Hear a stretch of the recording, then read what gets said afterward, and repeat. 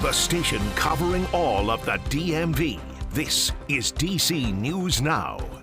Hey, good afternoon, and thank you for joining us for the news at noon. I'm Mark Hall. It's a DMV first warm day with high heat and humidity. Meteorologist Damon Madsen joining us with the latest check on the forecast. Damon, you said it was coming. It is here. Well, Mark, that's just it here. We already knew we were going to be dealing with some sweltering conditions, but that's all it takes is just one little adjustment in the forecast, and now we're stuck with even worse heat and humidity. Enough so that we have excessive heat warnings there in that more pink color across some of our southern counties, including parts of southern Maryland, St. Mary's, Calvert, Charles counties, and as you head south across I-95 in Virginia, this includes Spotsylvania, Stafford counties here. And in the orange for the rest of us, not an excessive heat warning, but we have heat advisories. All of these alerts go until 8 p.m. as we are expecting the worst of this heat and humidity to take shape from now up until the very early evening time. And we're talking heat index values, folks, already. We just got into the afternoon. It feels like it is 106 degrees in Manassas, 102 Waldorf, 104 Lexington Park, and these numbers should continue to spike up toward 110 degrees plus within the excessive heat warning. And air temperatures will also be spiking similar to that. We're expecting readings in the middle to upper 90s by the later afternoon hours. And you may have noticed this difference too, folks. There's no rainfall here on any of the icons. Storms are looking to hold off. Could we still end up with a little bit of rainfall after we deal with this excessive heat this afternoon? We'll have a full look at your forecast coming up here in just a bit.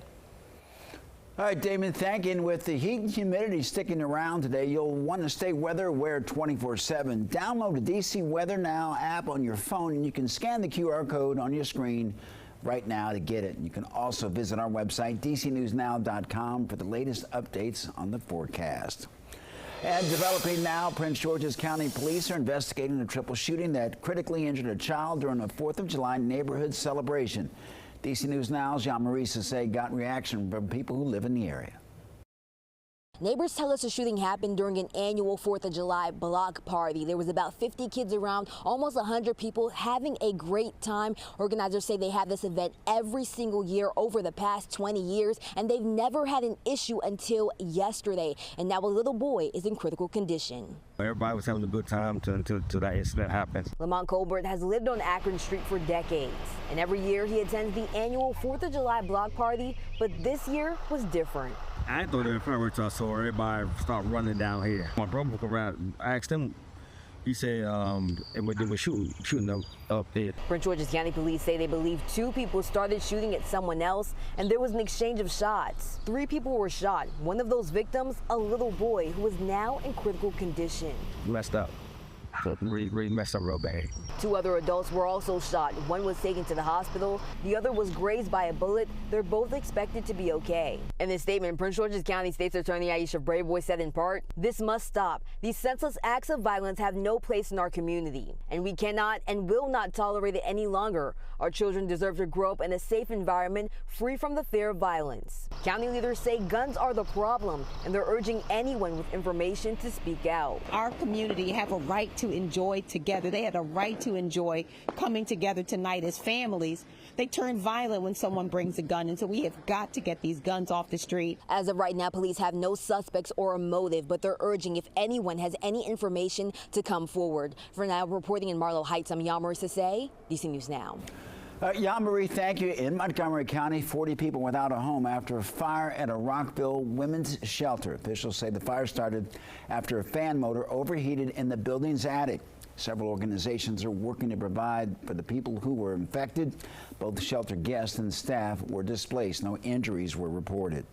Well, officials say an overnight house fire in Annandale is under control. Fairfax County Fire and Rescue posted this video of crews battling the smoke and flames on Pence Court around midnight. You can see that the thick smoke coming from the home, and officials say that no one was hurt in this fire. No word yet on if the home was occupied at the time or if it's salvageable. The cause is under investigation. Fairfax County Fire and Rescue preventing a garage fire from spreading to a home. This was the scene around 11 last night and on Bitterroot Court in Lorton. And fire officials say the crews were able to extinguish the fire before it damaged the home. No injuries have been reported. D.C. is hosting the annual NATO summit for the first time in 25 years. If you live or work downtown, you can expect significant road closures and security measures between July 8th and the 11th. Fencing will go up and some roads and sidewalks will be closed off. Drivers and pedestrians may also be required to go through security screenings before entering certain areas. D.C. leaders are stressing the importance of planning ahead. The closures, they start Monday. And as D.C. prepares to host a meeting of world leaders, questions continue about President Biden's ability to serve another term. National correspondent Maddie Beer-Temple previews the upcoming summit. NATO was founded after World War II as a way for allies to protect each other. Now, 75 years later, world leaders will be discussing that same mission here in D.C. The nation's capital is getting ready to welcome world leaders. Next week is not going to be a regular week in D.C. Mayor Muriel Bowser says the city has stepped up security for the NATO summit. To make sure that this week is a safe and smooth experience. Meanwhile, international allies will be talking security on the world stage. More support to Ukraine will be our most urgent task. NATO Secretary General Jens Stoltenberg says the 32 allies across Europe and North America will discuss how to support Ukraine from Russia's invasion. We must give Ukraine the predictability and accountability it needs to defend itself. Ukraine is not currently part of NATO, but U.S. permanent representative to NATO, Julianne Smith, told News Nation, "We are trying to move them closer to the alliance." Smith says the summit will also highlight increases in military investments. 2/3 of allies now spend 2% of their GDP on their own national defense. It's a huge development over the last 10 years. The White House says President Biden looks forward to hosting this summit. He'll also be holding a news conference there, as many have raised questions about his fitness to serve another 4 years. In Washington, I'm Maddie Beer-Temple.